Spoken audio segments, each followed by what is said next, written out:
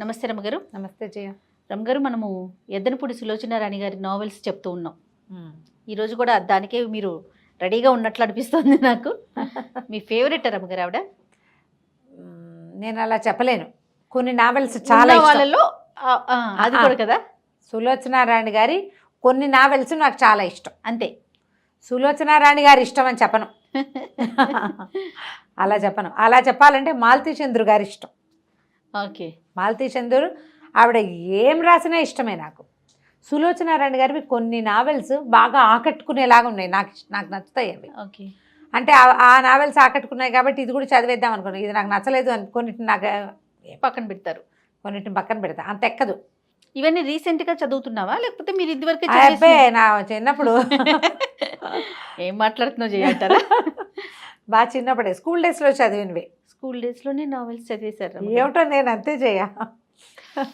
మాకు అవకాశం ఉంది. అక్కయ్యలు పెద్దవాళ్ళు కదా, మా ఇంట్లో రకరకాల పుస్తకాలు ఉండేవి. పుస్తకం చదవడం బాగా 5 ఏళ్ల వయసు నుంచి ఉంది.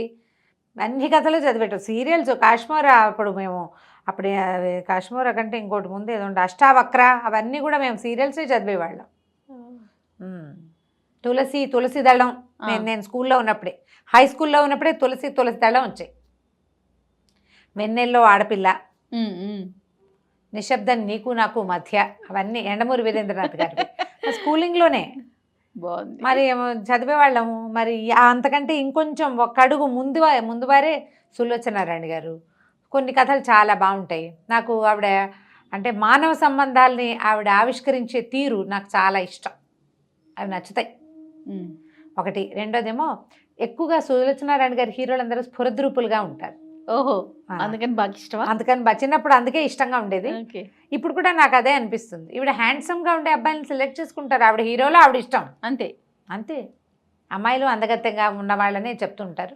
హ్యాండ్సమ్గా ఉండే హీరోలు, పొడుగాటి వాడు, తెల్లటి బట్టలు, మంచి పొడుగాటి కారు, బుగ్గ మీద పొడుగాటి సొట్టలు అబ్బాయిలు. బుగ్గ మీద సొట్ట మగవాళ్ళకు ఉంటే బాగుంటుందని ఆవిడే నా చిన్నప్పుడు నాకు ఫస్ట్ తెలియజేశారు.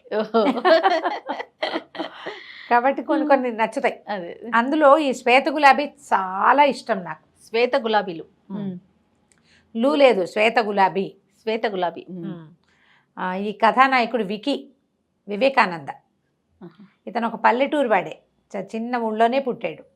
అయితే రామకృష్ణ మఠం వాళ్ళ వల్ల వివేకానంద అని పేరు పెడతారు. వివేకానంద పెద్దగా ఉంది, పల్లెటూరు వాళ్ళంతా పలకలేరని వికీ అని పెడతారనమాట.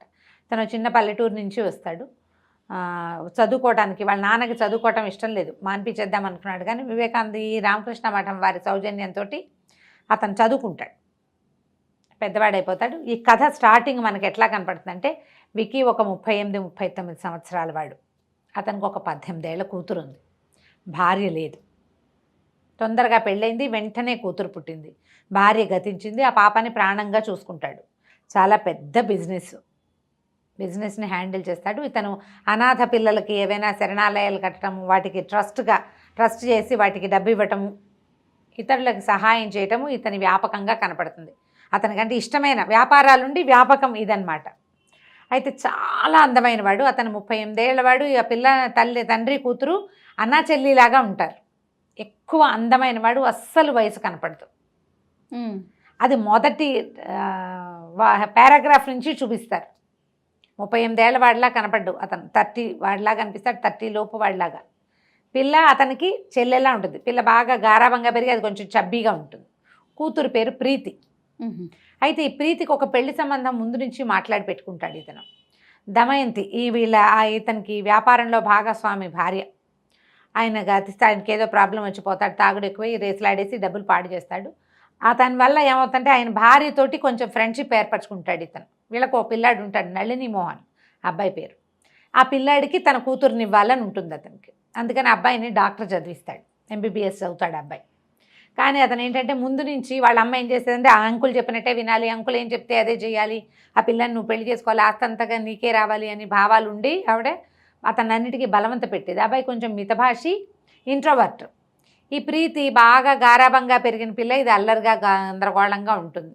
ఎంతసేపు ఏడిపించుకు తింటుంది అతన్ని. ప్రేమగా ఉండటం అంటే దానికి ఏడిపించడమే తన ప్రేమ అనమాట. అయితే ఈ కథలో మనకి మొదట ఎట్లా కనపడుతుందంటే, ఒక ఈ కూతురు ఫోన్ చేస్తుంది నేను మీటింగ్లో ఉండగా, ఆయన ఫ్రెండ్, నా ఫ్రెండ్కి జ్వరం వచ్చింది, అస్సలు లేచేలాగా లేదు, హాస్పిటల్కి తీసుకెళ్తే రూమ్ ఏం కుదరలేదంటే ఇతను ఫోన్ చేసి నా కూతురు ఫ్రెండ్ అని చెప్తాడు. హాస్పిటలైజ్ అవుతుంది ఒక అమ్మాయి. ఏంటంటే ఆ పిల్లకి అందరితో ఫ్రెండ్షిప్పే. ఇవాళ వీళ్ళే నా ప్రాణం ఉంటుంది, రేపొద్దున బద్ధశత్రువులు అయిపోతారు. మాట తేడా వస్తే కోపం వచ్చేస్తుంది దానికి. కాకపోతే ఈ హాస్పిటలైజ్ అయింది, ఇతని ఇంటికి వెళ్ళి అది ఇది చూసేసరికల్లా కూతురు రాదు ఇంటికి. ఏమిటి అని వెళ్తే అక్కడ ఒక అమ్మాయి హాస్పిటలైజ్ అయ్యి ఉంటుంది. దీని వయసుది కాదు, ఆ పిల్లకు 26-27 ఏళ్ళు ఉంటాయి. కూతురు వయసు పిల్ల కాదు. వైజాగ్ వెళ్ళినప్పుడు ఆ అమ్మాయితో పరిచయం అయింది. వైజాగ్ ఈ అమ్మాయి ఏం చేసేదంటే కారులో అక్కడికి ఇక్కడికి డ్రైవర్ని తీసుకుని వెళ్ళటం, గుళ్ళు గోపురాలు వెళ్ళటం అలవాటు ఉంది. పెళ్ళిళ్ళకి వెళ్ళి అక్కడి నుంచి పెళ్ళికి వెళ్ళేది గుడికి. ఈ వైజాగ్లో సింహాద్రప్పన్న దేవాలయానికి వెళ్ళినప్పుడు పరిచయం. ఈ అమ్మాయి పేరు అనురాధ, అన్ను అని చెప్తుంది. అమ్మాయి కూడా బాగానే ఉంటుంది. టైఫాయిడ్ లాంటిది ఏదో, న్యూమోనియా లాంటిది ఏదో అనారోగ్యం, చాలా కష్టం. ఈ నళిని మోహన్ కూడా అక్కడే ఉంటాడు. ఆవిడ భలే ఆకట్టుకుంటుంది ఆ మంచం మీద ఉన్న అమ్మాయి. ఇతని వయసుతో ఇతని కంటే కొంచెం పెద్దదో కూడా, ఈ నళిని మోహన్ కంటే. తను ఎంబీబీఎస్ అయిపోయిన వాడు కదా. అయితే ఏమవుతుంది, సరే ఒక పూట గడుస్తుంది. ఆ రోజు రాత్రి ఇంటికి రాదు పిల్ల. ఇతనే హాస్పిటల్కి వెళ్తాడు. వెళ్ళాక చూస్తే సరే కూతుర్ని నువ్వు పడుకో నేను చూసుకుంటానని చెప్పి తండ్రి కూతుర్ని పడుకోబెట్టి ఆ పిల్లని చూసుకోవడానికి దగ్గర ఉంచుంటాడు. నుంచుంటే ఆ అమ్మాయి కాసేపటికి అరిచి మమ్మీ వెళ్ళొద్దు మమ్మీ నేను నీతో వచ్చేస్తానని కలవరింతలు, జ్వరాల్లో ఒక రకమైన డెలీరియం వస్తుంది కదా. అయితే ఏమవుతుంది, అమ్మాయి ఏడుస్తూ ఉంటుంది. సరే కావలించుకుంటుంది. ఎవరో ఒకళ్ళు మనిషి పట్టుకుంటారు, పడిపోతుంటే పట్టుకుంటాడు. ఈ దగ్గర కూర్చునేసరికి ఆ మెడలో ఇంచి ఒక చిన్న డాలర్ ఉన్న గొలుసు బయటపడుతుంది. ఆ డాలర్ని పట్టుకునేసరికి అందులో ఒక ఫోటో ఉంటుంది. ఆ ఫోటో గుర్తుపడతాడు అతను. ఇతనికి తెలుసు, పారిజాతం ఆవిడ పేరు. పక్కపాపిడి చక్కగా రాస్తారు, పొట్టి చేతులు జాకెట్టు, పక్కపాపిడి, పెద్ద బొట్టు, చక్కగా అందంగా నవ్వుతున్న పారిజాతం. హడిలిపోతాడు, ఇదేంటి పారిజాతం ఫోటో ఇక్కడికి ఎట్లా వచ్చింది? తీరా చూస్తే ఈ పిల్లెవరో అతనికి తెలియదు. అతనికి తెలుసు పారిజాతానికి ఒక్క కూతురు ఉంది, శ్వేత, 8 ఏళ్ల పిల్ల. ఆ పిల్ల చనిపోయినప్పుడు దానికి 8 ఏళ్ళు. తెల్లగా ఇంత బూరి పుగ్గలతో పొట్టి క్రాఫ్ట్ తోటి పుష్టిగా ఉండే పిల్ల స్థానంలో ఈ 5, 7, 5, 8 ఉండి ఇంత పొడుగున సన్నగా పొడుగ్గా మంచి చక్కగా కనపడుతున్న అవయవ సౌష్ఠవంతో కనపడే ఈ అమ్మాయి ఆ పిల్లంటే నమ్మలేకపోతాడు. ఆ అమ్మాయి ఒంటి మీద ఒక చోట పుట్టుమచ్చ ఉంటుంది, అతనికి తెలుసు. చూసి ఈ పిల్లే ఆ పిల్ల అని నిర్ధారించుకుంటాడు. ఆ పారిజాతం ఎవరు అని చెప్పాలి. ఇతను ఇక్కడ చదువుకోవడానికి సిటీకి వచ్చాడు. వస్తే కాలేజీలో ఏదో స్పీచ్ ఇస్తాడు. అందరూ చాలా మెచ్చుకుంటారు. ఇతనికి చాలా చక్కగా మాట్లాడడం, స్ఫురద్రూపి మనిషి, బాగుండేవాడు. మామూలు బట్టల్లో ఉన్న పిల్లలు అందంగా కనిపిస్తారు, మగ పిల్లలు. దానితో మంచి వాయిస్, బాగా మాట్లాడితే అట్రాక్టివ్గా ఉంటారు. అతనికి ఒక ఉత్తరం ఇస్తారు ఎవరో, రేపు వచ్చి కలుసుకో వివేకానంద ఇక్కడికి రాని, పారిజాతం అని పేరుతోటి. ఎవరో తెలియదు. ఇతను అక్కడికి వెళ్ళేసరికల్లా మనం ముందు చెప్పిన పారిజాతం అక్కడ ఉంటుంది. గుర్తుపట్టాడు. ఇతను చిన్నప్పుడు స్కూల్లో ఉండగా వాళ్ళ మేనమావ గారింటికి వెళ్ళేవాడు. వాళ్ళ పక్కింటి అమ్మాయి ఈవిడ. అక్కడ పార్వతి పేరుతోటి ఉండేది. నువ్వా అని ఆశ్చర్యపోతాడు. ఆవిడకి పెళ్లి కుదిరిస్తే ఆ అమ్మాయి ఇంట్లో నుంచి పారిపోతుంది, ఎవరితోటో పారిపోతుంది. ఇప్పుడు వేరేగా సెటిల్ అయి ఉంది. పెద్ద ఇల్లు, గుర్ఖా, ఓ డ్రైవరు, కారు, వంట మనిషి, గ్రాండ్ లైఫ్ స్టైల్లో ఉంది.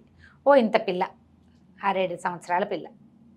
ఆవిడ ఈవిని చక్కగా తమ్ముడిలాగా చూసుకుంటుంది, చాలా ప్రీతిగా చూస్తుంది. బట్టలు కుట్టిస్తుంది, శుభ్రంగా భోజనం పెడుతుంది. హాయిగా ఆ పిల్లతో ఆడుకుంటూ అక్కడే ఉంటాడు. ఒక రూమ్ ఉంది, రూమ్కి వెళ్తూ ఉంటాడు, కానీ ఎప్పుడు వచ్చి ఇక్కడ ఉంటూ ఉంటాడనమాట. చాలా బాగా మంచి క్లోజ్ అవుతారు. 1 సంవత్సరం దాదాపుగా వాళ్ళ ఇంటికి తిరుగుతాడు. ఒకరోజు ఆ ఇంటికి వచ్చిన ఒక ఆయన దృష్టిలో పడతాడు. ఆయన ఎవరంటే ఈ అమ్మాయి ఎవరితో ఉంటుందో ఆయన. ఈ కుర్రాడు ఎవరికో గాలం వేసిందన్న ఫీలింగ్ వచ్చింది అతనికి. నిజానికి ఇక్కడున్న సంబంధం అది కాదు. ఈవిడికి ఏంటంటే ఒక హార్ట్ ప్రాబ్లం ఏదో ఉంది. మొదట ఎవరితో వచ్చిందో ఆయనతోటి లేదు.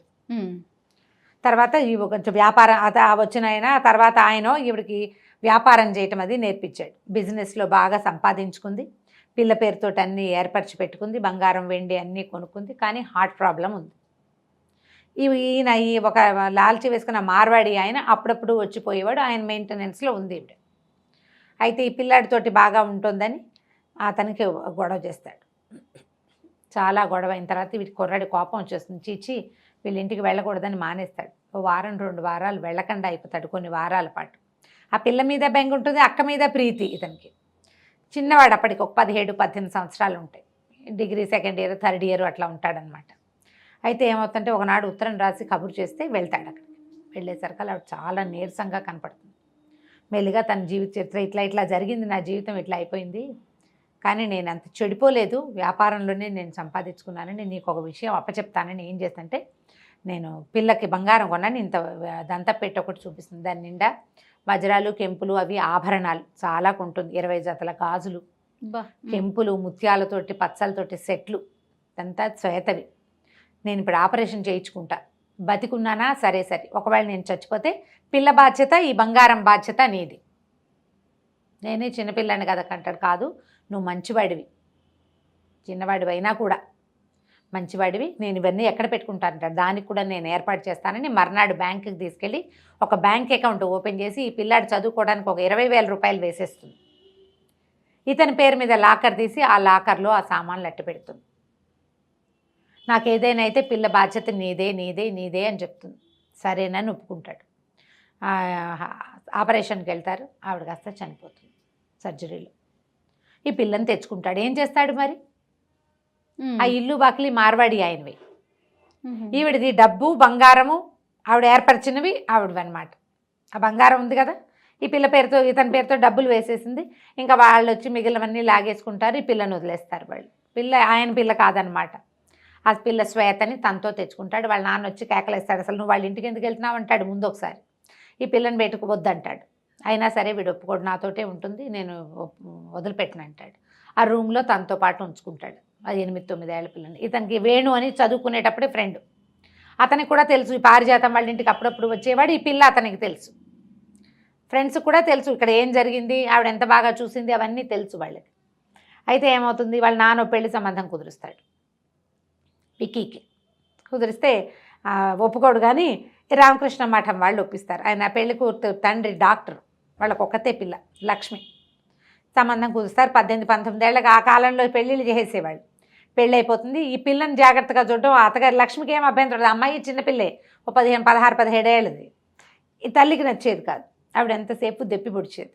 దాంతో ఏం చేశాడు, ఈ పిల్ల ఇక్కడ హాయిగా ఉండట్లేదని మామగారితో ఆలోచించి హాస్టల్ ఉన్న కాన్వెంట్లో చేరుస్తారు. ఇంతలో ఈ అమ్మాయి ప్రెగ్నెంట్ అవుతుంది. లక్ష్మి వారం వారం వెళ్ళి శ్వేతను చూసొస్తాడు. ఈవిడ వెళ్ళంగానే వికీ అని పరిగెత్తుకుంటూ వచ్చి కావలించుకుంటుంది. చిన్నపిల్ల కదా, 8 ఏళ్ల పిల్ల, ఇతను ఒక 18-19 ఏళ్లవాడు.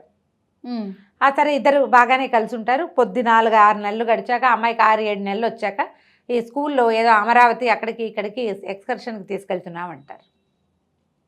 తీసుకెళ్తున్నామంటే సరే ఒప్పుకుంటాడు, అన్నీ మాట్లాడతాడు, డబ్బులు కడతాడు.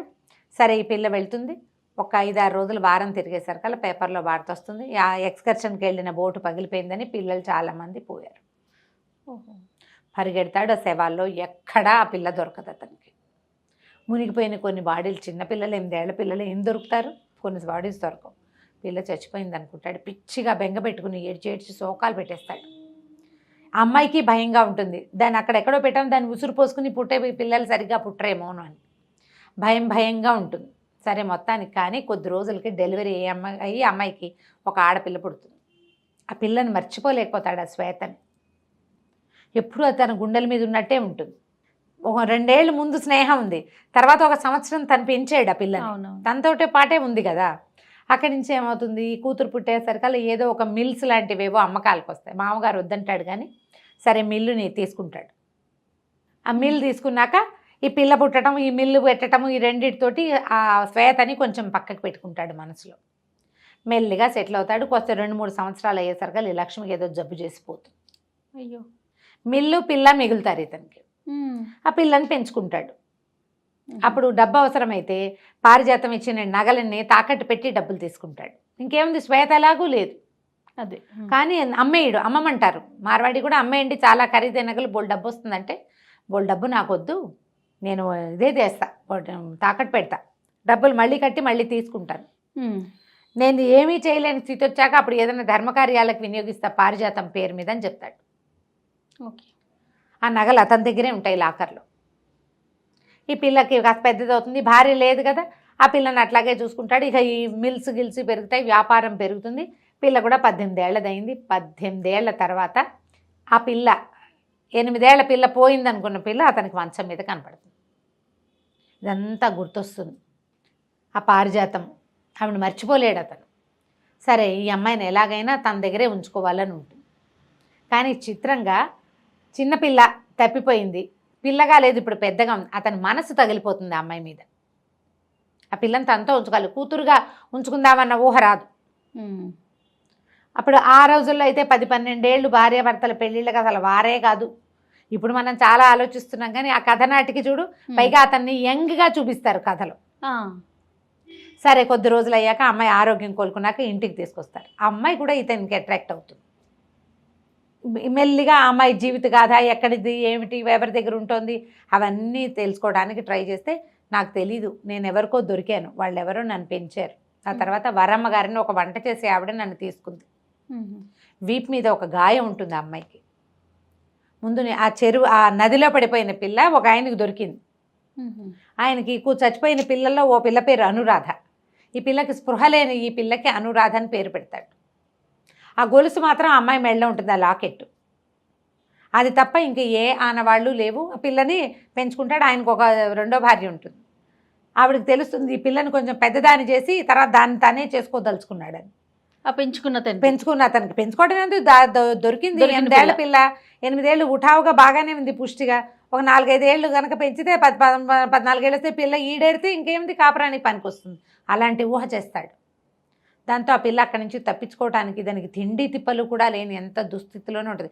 ఇంత కోటీశ్వరులు అయ్యింది, తల్లికి డబ్బుండి, మాయనమ్మ చూడగలిగే మామయ్య ఉండి కూడా అమ్మాయికి అలాంటి దుస్థితిలోకి వెళ్ళిపోతుంది అనమాట. ఓ వంట చేసి ఆవిడకి సహాయంగా పంపిస్తే ఇక ఆవిడ తనతో పాటు కూడా తిప్పుకుని ఈ పిల్లని తన పిల్లలతో పిల్లగా పెంచుతుంది. 10-12 ఏళ్ళు వచ్చేసరికల్లా వరమ్మ గారి ఇంట్లో చేరుతుంది. ఆవిడకు 2-3 ఆడపిల్లలు ఉన్నారు. పిల్లలకి సహాయంగా ఉంటుందని తన పిల్లలు చదివించి ఈ పిల్లని సహాయంగా ఉంచుకుంది. సంగీతం వచ్చు పిల్లకి, కొంచెం చిన్నప్పుడు కూడా పాడేది. క్రమంగా ఆవిడ గొంతు బాగుందని ఇంటికి వచ్చిన సంగీతం మాస్టర్ తోటి ఈ పిల్లకు కూడా ఏముంది సంగీతం పాడుతూ నేర్చుకుంటుంది. చక్కగా సంగీతం వచ్చు, బుద్ధిమంతురాలు, చెప్పిన మాట వింటుంది. ఏ అక్కయ్యకి అవసరమైతే ఆ అక్కయ్య ఇంటికి వెళ్తుంది. ఒకళ్ళు కేకలేస్తే ఇంకోళ్ళ ఇంటికి, వాళ్ళు కేకలేస్తే ఇంకోళ్ళ ఇంటికి. దీనికి పెళ్ళి ఎవరు చేస్తారు? అట్లా 10-12 ఏళ్ళకి తన దగ్గర చేరిన పిల్లకి 26 వచ్చేదాకా తమ ఇంట్లోనే ఉంచుకుంటుంది ఆవిడ. పెద్ద ఇబ్బందులు ఏం లేవు, కానీ జీవితం మీద ఏ ఆశ లేదు. వాళ్ళు ఆ గుళ్ళోకి వెళ్ళినప్పుడు ఈ ప్రీతితో పరిచయం అవుతుంది. నిదానంగా సాగుతుంది. నేను చకచకా చెప్తున్నాను. మెల్లిగా ఈ అమ్మాయి ఇతని వైపుకి తిరుగుతూ ఉంటుంది, మెల్లిగా. అయితే కొద్ది రోజులకి నల్లి మోహన్ వాళ్ళ అమ్మ దమయంతికి డౌట్ వస్తుంది. వికీ ఎక్కడికి రావట్లేదు, ఇంట్లోనే ఉంటున్నాడు. ఈ పిల్ల మీద ఆవిడకి డౌట్ వచ్చేస్తుంది. వికీ బాగా వ్యాపారము, ఇల్లే, ఇంకా రెండో పని లేదు. ఇదివరకు అన్ని చోట్లకి పార్టీలకి అందరినీ కలిసేవాడు. ఈ ఇంట్లో ఉన్న ఈ అమ్మాయి కోసం వచ్చేస్తుంటాడు. ఆ పిల్ల అతనికి అట్రాక్షన్. చిన్నతనమే కాదు, ఇప్పుడు కూడాను. ఓకే, ఎలాగైనా ఆ పిల్లల్ని తనతో ఉంచుకోవాలి. ఆ ప్రీతి నేర్పడానికి ఇంకేం అవకాశం ఉంది, ఇంటికి వచ్చేస్తుంటాడు. ఇతను ఎక్కడా కలవటం లేదు. ఈ పిల్ల ఎవరో వీళ్ళ ఇంట్లో చేరిందని తెలుసుకుంటుంది నళిని మోహన్ వాళ్ళమ్మ.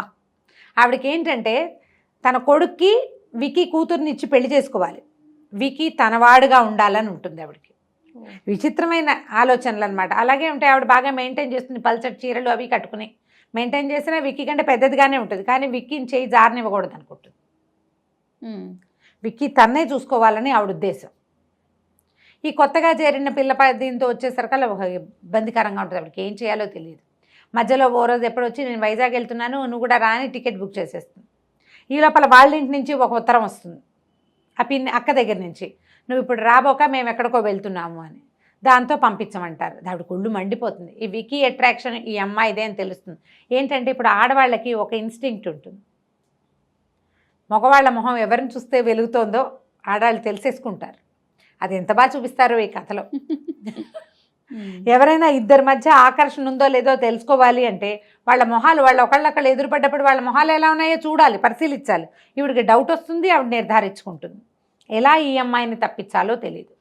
ఇంతలో ఏమవుతుంది, ఇతని ఫ్రెండ్ వేణు వస్తాడు. ఎక్కడో ఉంటాడు అతను అనుకుంటా, బెంగళూరు ఆ వైపు, బహుశా ఏదో చల్లటి ప్రదేశం. అతను ఇక్కడికి వచ్చేసరికల్లా ఈ అమ్మాయిని చూస్తే ఆశ్చర్యపోతాడు. ఏమిట్రా అమ్మాయి ఎక్కడైనా చూసిన మొహంలాగా ఉందనుకుంటాడు. ఎందుకంటే పారిజాతాన్ని చాలాసార్లు చూశాడు కదా. ఈ అమ్మాయి కదిలినప్పుడు వాళ్ళ అమ్మ మొహం కనపడుతూ ఉంటుంది. పొడుగాటిది పిల్ల, బాగా పారిజాత కంటే పొడుగు, కానీ వాళ్ళ అమ్మ లుక్స్ కనిపిస్తాయి. చిన్నతనంలో చూసిన వాళ్ళని గుర్తుపడతాం కదా, చూసిన మొహంలా ఉందని.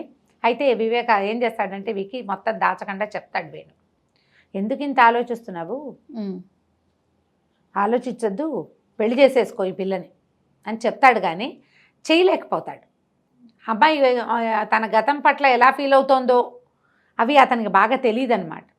సరే అక్కడి నుంచి వీళ్ళు నలుగురు కలిసి కూతురు అన్ను ప్రీతి వీళ్ళిద్దరూ వేణు అండ్ విక్కీ నలుగురు కలిసి బెంగళూరు వెళ్తారు. చక్కగా 1-10 రోజులు హాయిగా తిరుగుతారు. సడన్గా ఒక టెలిగ్రామ్ వస్తుంది, ఇక్కడ ఏదో కంపెనీ పోతుందని. తీసుకొచ్చేస్తాడు మళ్ళీ వెనక్కి. మధ్యలో 1-2 సార్లు వీళ్ళు క్లోజ్ అయ్యే సందర్భం వస్తుంది. ఈయన పట్ల ఒక అట్రాక్షన్ ఉంది కదా అమ్మాయికి, దాంతో ఏదో కొంచెం సన్నికర్ష ఏర్పడుతుంది. ఆయనతో ఉంటే తనకు బాగుందని తెలుస్తూ ఉంటుంది అమ్మాయికి. ఎవరైనా ముట్టుకుంటే నచ్చదు అలాంటి గుణం ఉన్న అమ్మాయి ఇది ముట్టుకుంటే బాగుందనిపిస్తుంది. ఎంత స్మూత్గా రాస్తారంటే ఒక కనపడని ఒక రొమాన్స్ వర్డ్స్లో లేదు. అది ఎంత బాగుంటుందో, భలే స్వీట్గా రాస్తారు. సరే మళ్ళీ వెనక్కి వస్తారు. వెనక్కి వచ్చిన తర్వాత ఎలాగైనా ఈ అమ్మాయిని సెపరేట్ చేయాలి. ఇంతలో ఏమవుతుంది, ఆ నళిని మోహన్ నేను మీతో మాట్లాడాలి, మీరంటే నాకు ఇష్టం అని చెప్తాడు ఈ అమ్మాయికి.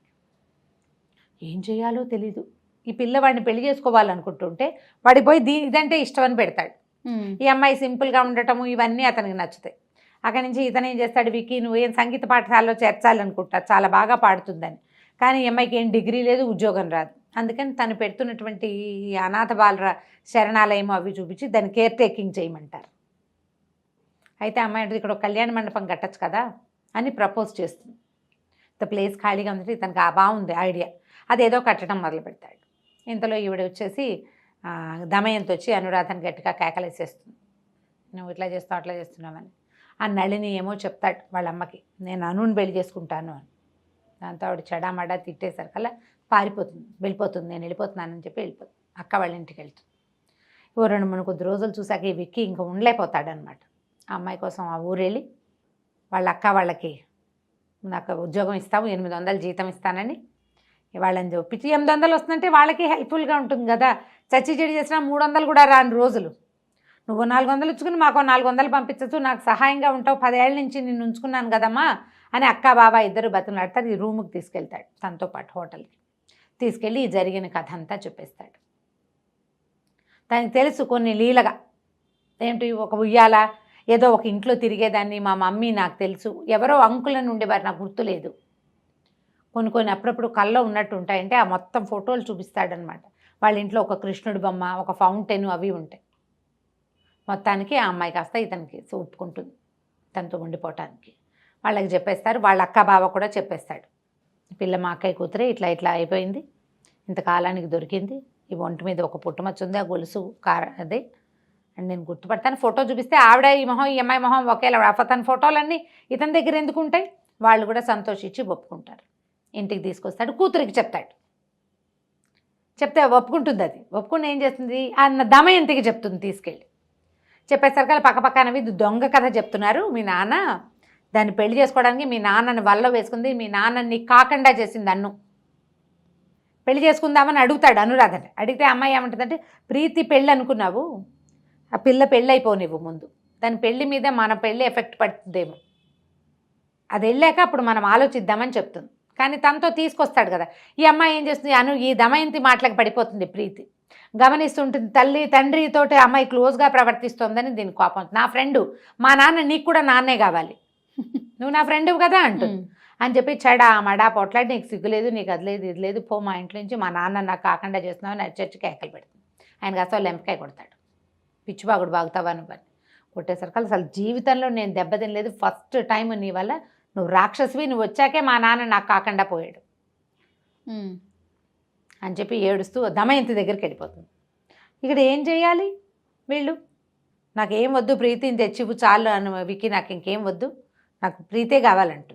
అంత ప్రేమగా ఉంటుంది ఆ ప్రీతి. దీంతో ఏం తీసుకొస్తాడు, అమ్మాయిని ఎంత బతిమలాడినా నేను రానంటుంది. నువ్వు నన్ను మోసం చేసావు, నువ్వు దాని వల్ల పడిపోయావు, నేనే ఆ పిల్లని ప్రేమిస్తున్నానని చెప్పలేకపోతాడు. కూతురికి ఎట్లా చెప్పాలో అతనికి అర్థం కాదు. సరే నానా గందరగోళం అవుతుంది. అక్కడి నుంచి ఏం చేస్తుంది, దాని 18వ పుట్టినరోజు వస్తుంది. 18 ఏళ్ళు నిండితే మేజర్ అయిపోతుంది కదా.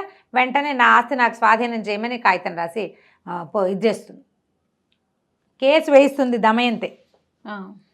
పెళ్లి సంబంధం పెళ్లి చేసేస్తానని అడుగుతాడు దమయంతిని. మొత్తం ఆస్తి అంతా మీరు ప్రీతి పేరు మీద రాస్తేనే చేసుకుంటామంటుంది. ఆవిడ ఊరుకోదు, ఆ విక్కీ తన చేతిలోంచి జారిపోయాడని. దాంతో ఇంతలో నళిని మోహన్ తిరిగి వస్తాడు ఎక్కడి నుంచో వెళ్ళి. ఇక్కడ ఏం జరుగుతుంది ఏంటని చూసుకునేసరికల్లా బాగా చెడామడా తిడతాడు. నీకేమైనా పిచ్చెక్కిందా, నేను అన్నం చేసుకుందాం అనుకున్నాను, ఎన్ని ఉత్తరాలు రాసిందో, ఇట్లా చెయ్యొద్దు, నువ్వు నాకు అన్నయ్యగా భావిస్తున్నాను అని చాలా క్లియర్గా రాసింది. ప్రీతికి నేనంటే ఎంత ఇష్టమో రాసిందమ్మా, నన్నేం చేయలేదు తను, అయినా అంకుల అమ్మాయిని ఇష్టపడితే నీకేం బాధ, మధ్యలో 10 ఏళ్ళైంది వీళ్ళమ్మ చచ్చిపోయి, అతను ఎవరితోటి పెళ్లి చేసుకోవాలా, ఎవరితోటి ఇన్వాల్వ్, ఎవరన్నా ఒక అమ్మాయిని చేసుకోదలిస్తే మీకేం అభ్యంతరం, ఎందుకు చేస్తున్నారంటాడు. ఇంతలో వేణు వస్తాడు. వచ్చేసరికి ఈ గొడవలంతా జరుగుతున్నాయని తెలిసి అతను అడుగుతాడు, మరి ఇన్నేళ్ళు నింది ఈ దమయంతి కూడా మీ నాన్న వెంటపడింది, అయినా మీ నాన్న ఏమి చేయలే, మీరు ఇది చెప్పింది ఇది కథ కాదు, ఇది అక్షరాల నిజం. నేను కూడా పారిజాతం వాళ్ళ ఇంటికి వెళ్ళేవాడిని, శ్వేత వీడితో పాటే రూమ్లో ఉంది, మీ అమ్మ నాన్నల పెళ్ళయ్యాకే అది యాక్సిడెంట్లో చచ్చిపోయింది, దానికోసం ఏడ్చేవాడు, ఆ పిల్ల దొరికింది, అది వాడికి ప్రేమ కలిగింది అమ్మాయి మీద, ఏం తప్పు అది, నీకు 18 ఏళ్ళు నువ్వు పెళ్లి చేసుకుని మొగుడుతో వెళ్ళిపోవాలనుకుంటున్నావు, 38, 39 వచ్చిన మీ నాన్న మాత్రం ఒంటరిగా ఉండాలని ఎలా కోరుకుంటావు. సరే అయ్యో నేను చాలా తప్పు చేశానంటే ఇంతలో ఏమవుతుంది, ఈ నళిని మోహన్ పరిగెత్తుకుంటూ వస్తాడు, మీకు జరిగిన శాస్తి జరిగింది, అనురాధ స్లీపింగ్ పిల్స్ తీసుకుని చనిపోయేలాగా ఉంది అని హాస్పిటల్కి పరిగెడతారు. అమ్మాయి ఎవరి దగ్గరకో వెళ్తుంది. ఇది అనాథ శరణాలయంలో ఉంటారు కదా, అక్కడ ఉన్న పిల్లల్లో ఒక ఆఫీస్ అసిస్టెంట్ ఎవరో ఉంటుంది, కళ్యాణం ఏదో క్యారెక్టర్, వాళ్ళ ఇంటికి వెళ్ళింది, రాత్రి పడుకుంది, పొద్దున్నే చాలా స్లీపింగ్ పిల్స్ వేసేసుకుంది. ఇక బతికుండి ప్రయోజనం లేదు, అదికి ఎలాగూ దక్కేది లేదు, ఈ పిల్ల తండ్రి విడిపోతున్నారు కదా తన వల్ల అని చాలా కష్టపడి బతికిస్తారు. బతికిస్తాక తర్వాత ఈ ప్రీతి చాలా ప్రాధాయపడి ఒప్పించుతుంది అనమాట, పెళ్లి చేసేసుకోమన్న వాళ్ళ నాన్నని అమ్మ నాన్నతోటే నా పెళ్ళి అవుతుందని వాళ్ళిద్దరికీ పెళ్లి చేశాకే ప్రీతి పెళ్ళి అవుతుందన్నమాట. ఆ శ్వేత గులాబీ అని పిలిచేవాడు. వాళ్ళ ఇంట్లో ఎక్కడ ప్రతి చోట అసలు మనకు మొట్టమొదట చూపించడం కూడా ఒక ఆకుపచ్చటి రెమ్మలు, వాటి మధ్యలో తెల్లటి గులాబీ పువ్వు చెప్తారు. అతనికి వైట్ గులాబీలు అంటే అంత ఇష్టం. ఆ తెల్ల గులాబీ లాగా ఉండే అమ్మాయి మీదకి వస్తమే ఉండి ఉండి ఉండి ఉండి చివరికి ఆ పిల్ల దొరికాక పెళ్లి చేసుకుంటాడు. శ్వేత గులాబీ చాలా బాగుంది రమ్మగారు, భలే ఇంట్రెస్టింగ్గా ఉంటుంది చదివితే. అయితే యంగ్గా ఉండే వాళ్ళు మనకి ఇప్పటికీ కొంతమంది కనిపిస్తారు. కథ బాగుంటుంది, 18 ఏళ్ల పిల్లకి పెళ్ళేమిటి అనిపిస్తుంది, కానీ చేసేవాళ్ళు 70s ఏం పెద్ద ఆలోచించే వాళ్ళు ఏం కాదు. చాలా ఇంట్రెస్టింగ్గా ఉంటుంది కథ. తాపీగా చదివితే ఇంకా ఇంకా ఇంకా ఇంకా చాలా బాగుంటుంది. ట్రై చేసి చదవండి, స్క్రిప్ట్లో దొరుకుతుంది. సూపర్. నమస్తే. నమస్తే.